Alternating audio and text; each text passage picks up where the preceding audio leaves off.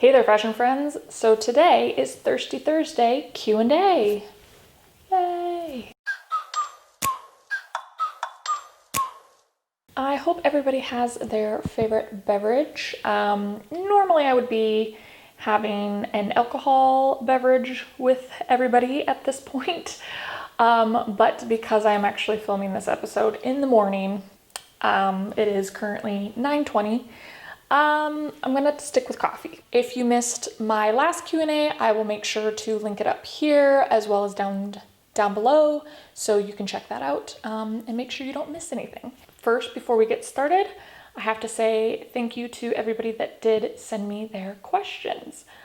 They're a great set of questions. So, all right, I'm kind of rambling because my coffee's kicking in. I'm like, okay, so the first two questions are from Kinga. I would love some tips on casual flat shoes that will work with short legs / long torso proportions. This is where I feel like sandals are so your game. It really just helps to continue that line, that length of your leg. The thing that you want to be careful about is cutting your leg off at a weird spot. You can wear things like high tops. So let's say you want a pair of high top sneakers, that's fine. But what I would say is then try to find a pair that matches your skin tone a little bit more, because that way it'll still kind of have that continual skin tone going through and it won't cut your leg off at a weird point. If you are looking for specific ones, what I would do is go on a website that lets you categorize by type of shoe. And I would say Nordstrom and Shopbop do a really good job of where you can actually filter it. You can put in like low top or different heel levels and that kind of stuff, and search shoes like that. And you can search by color as well. Okay, so her next question is within that same realm for short legs, long torso. What is the best length for jeans, trousers? I will always say to wear high-waisted. It is definitely going to elongate your legs. But for length, I would say you want to go as long as you can. Love the whole high-waisted, long trouser look with heels, because that definitely will elongate you. Just want to make sure that you are going as long as possible so that you see as much fabric as possible so that it elongates your leg. If you go cropped, you're ultimately going to cut your leg off at a weird spot. That doesn't mean that I don't think that short-legged people can't wear crops, because I think you could wear a high-waisted crop pair of pants with like some really nice heels, again, that are exposing the skin and elongating, or maybe it's a really high pair of boots that connects to the pants, so it still has that connection, still elongates. I think what it basically comes down to is just making sure that you're not compartmentalizing too much when it comes to your leg. So the next questions are from Linda.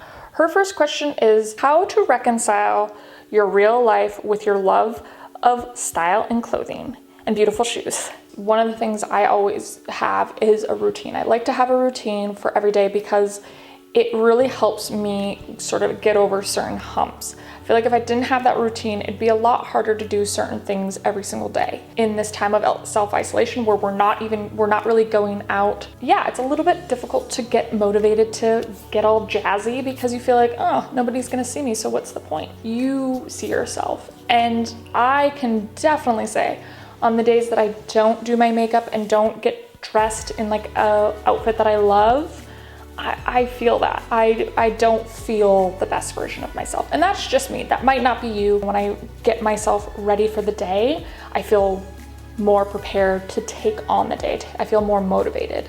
The other fun part about our current situation of self-isolation is that it also gives you room to sort of play around with your wardrobe. And that's the other thing that I've really enjoyed. And that's kind of revived a little bit of my excitement and love for my wardrobe, is just playing around. Like, you have a lot more room to play and get outside of your comfort zone, and eventually it becomes your new comfort zone. So, okay, so her next question is, have you had a specific no buy or low buy period of time? If so, how did it go for you? If not, is there a reason? So my husband and I probably about, I don't even know, this would probably be about 5 years ago now, maybe? When the Minimalist came out, we watched that, and it basically ignited that, drive to want to be living more minimally. Really what we took out of that more than anything was just quality over quantity was the main thing that we really took away. We definitely wanted to be a little bit more mindful about what we were bringing into our house and getting rid of anything that wasn't really adding value. So I wouldn't necessarily say I've ever specifically done like a period of time where I've done a no buy period or a low buy period. To me, it was more of like a decision. It was like a lifestyle choice. So I never went the route of saying, okay, I'm not gonna buy anything for 3 months, because ultimately for me, it was a mindset that this is my lifestyle now. So I'm just changing my perspective consistently. By default, it ended up being that, I would go months without buying something. Or, then there's times like when we went into self-isolation, I feel like there was like a period in self-isolation where I was putting an Amazon order in once a week. And I don't know if that was boredom or if it was just out of necessity, what it was. I mean, I felt like I did need the things we were buying, but it's pretty pathetic how many times. I would say probably when we first went minimalist, when we really cleaned out our house and got rid of a lot of stuff, I'd probably say there was a good 6-month period where we barely bought anything. I think because we had just taken that on, it was super fresh. We had just gotten rid of a bunch of stuff. So I would say in that first 6 months, we were definitely in like a low buy mode. And obviously as time has gone on, as the years have gone on, we've got a little bit more relaxed. And I would say, like I said, in the last few months, we've gotten very relaxed on it, probably too relaxed. Like I bought a tofu press the other day. I mean, come on. Okay, so the next question is from The Helpful Plate, and she has asked, can you comment on your diet and exercise program? Yes, I can. Okay, so I guess I'll just start off with that. I basically have a plant-based diet. My husband is vegan, my son is vegan. I would class myself as vegan, however, I do still own leather, and up until recently, I was still bringing in new leather. So yes, plant-based diet. I don't eat meat. I don't eat any sort of animal product. I will confess as well, another reason why I don't necessarily class myself as vegan is that every great while I do still indulge in cheese pizza because it's just like my favorite thing of life, and I definitely succumb to that temptation. I'm not proud of it, but there it is. And then as well as that, I actually for a while now have sort of had a laxed intermittent fasting approach that kind of happened by default. A long time ago, a friend of mine told me that he wasn't eating breakfast because he found that it helped his energy, that he had a lot more energy when he didn't have breakfast. And I thought, yeah, you know what? I kind of feel like on the days I don't have breakfast that I have a lot more energy. So I'm just gonna try it out. So I tried it out and it was the same thing for me. And then I saw a lot of reports on the fact that breakfast isn't actually the most important meal of the day, that it's more important what the first thing you put in your body is. So that was more of a priority for me. And then intermittent fasting came along and I'm like, oh, that's me. That's what I'm doing. So yeah, I eat, my last meal of the day is at 5. And then I usually actually don't even eat anything until lunchtime. However, sometimes, if I'm doing really intense workouts or whatever it is, I will have like an apple, an orange or something, or banana, or a smoothie, maybe in like mid-morning. Definitely always have a smoothie. So whether it's having a smoothie in mid-morning or smoothie with lunch or a smoothie with dinner. And just, yeah, and prioritizing whole foods and prioritizing quality foods is really the main thing for us. For my exercise routine, I've shared a little bit about it, but since we've gone into self-isolation, it's actually changed my perspective on working out. Before, I was always trying to kind of do these intense workouts and I just would never stay super consistent with it. In self-isolation, I've changed it where I'm like, okay, I'm gonna do a 15 to 30 minute workout no matter what every single day. So whether it's doing some circuit training exercises or going on the bike for 30 minutes. Recently I've started doing the treadmill while editing in the morning. Even if it's like on a day I'm just like, oh, so over it, I still get myself rallied and do like, maybe it's like just core exercises where I'm just laying on the floor the whole time. But always doing something. And that to me has really made a difference because again, it takes that decision away. I just know every single day that's what I have to do. So it takes that decision fatigue away and it's not putting your body into such a gnarly like state of recovery that like the next day you can't even move, so you don't want to do anything. And so that's kind of what I've been doing, and it's been really good for me. Okay, so Lena has asked, could you give us your view on dressing for our age? She said, for example, I'm almost 50 but don't look like it. People always think I look like my 22-year-old daughter. Okay, love it. So I'm not actually gonna go too far into this question because I am actually planning to do a video on styling for your age. But what I will say is that I think the main thing that comes to dressing for your age is just, it's more about how you wanna be perceived, how you feel best. And I think that's the main thing. So for example, Lena, if you feel good dressing in a way that makes you look like your 22-year-old daughter and that makes you feel good and that's how you like people to perceive you, then that's okay. That's in my personal opinion.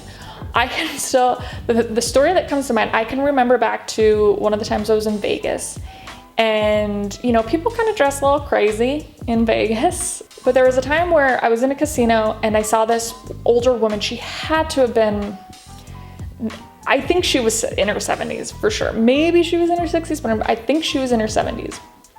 And she was wearing black leather shorts, like short shorts. Not quite like hot pant shorts, but short shorts with like this leather long duster coat. And then these like high heel black boots. And I remember thinking, first thing was like, where did she get that coat and how can I get it? But the next thing was like, wow, check her legs out, check out this woman's style. And to me, what she was wearing, I would probably never wear myself. But this woman had amazing legs. Like she had amazing legs. She had better legs than probably some 20-year-olds out there. And to me, I'm like, yes, if you're 70 years old, maybe when I am 70 and if I have legs that look like that, I will show my legs off. You could tell, just felt fierce in what she was wearing.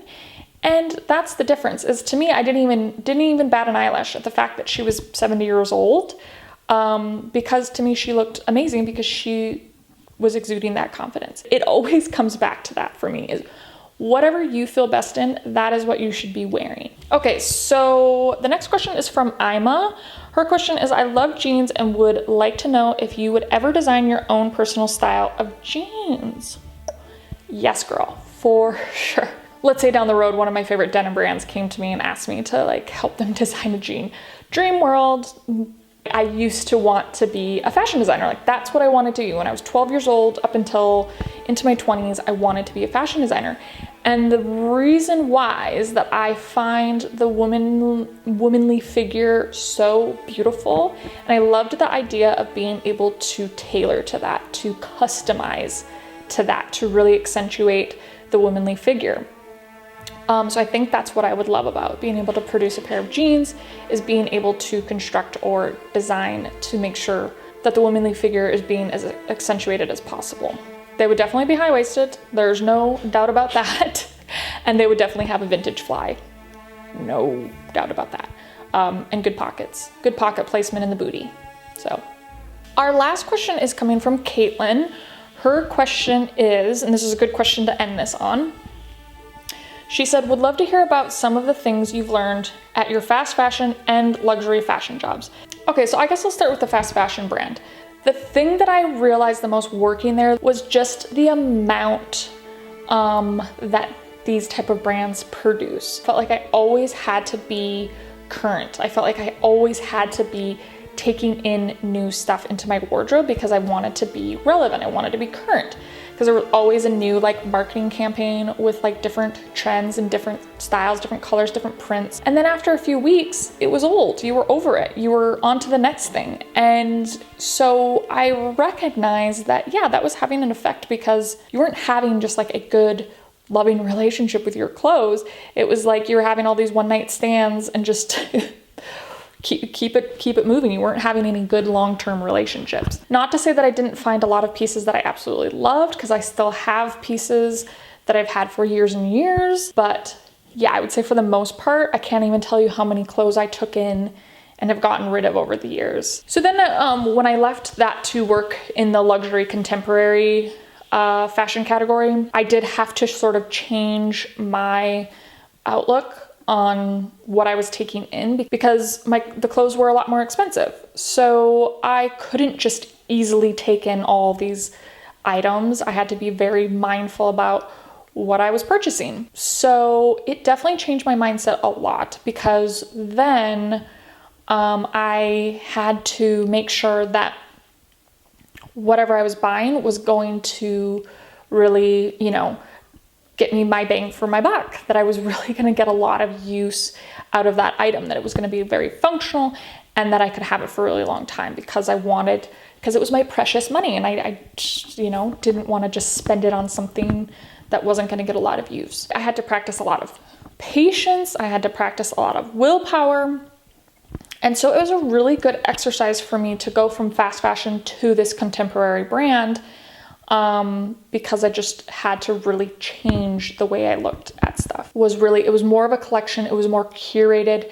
And so every piece was just very special. And I think it brought me back to that love of quality because I was working with these quality pieces and I was getting to touch these quality materials and see the construction of these silhouettes and just see the impeccable tailoring on some of the pieces. So again, it gave me that respect for the pieces.